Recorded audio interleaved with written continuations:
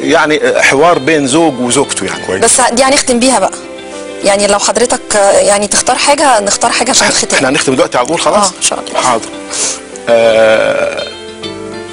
زوج وزوجته مختلفين يعني مع بعض، يعني هم الاثنين بيتكلموا يعني. فبتقول القصيدة: قالت الزوجة المكفهرة من عمل البيت للزوج إذ عاد من عمل اليوم لا بد من أن يكون اتفاق.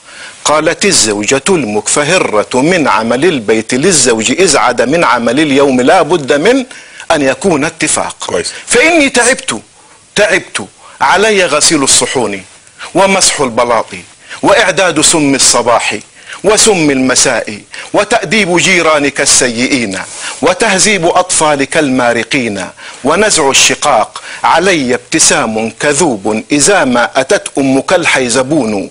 علي مجاراتها بالنفاق. علي تحمل كل سخافاتك المرهقات بليل الخميس إذا ما ضمنت إليك ببعض الكلام القديم وبعض العناق. علي فماذا عليك؟ فقال لها الزوج: ماذا علي؟ علي الطلاق.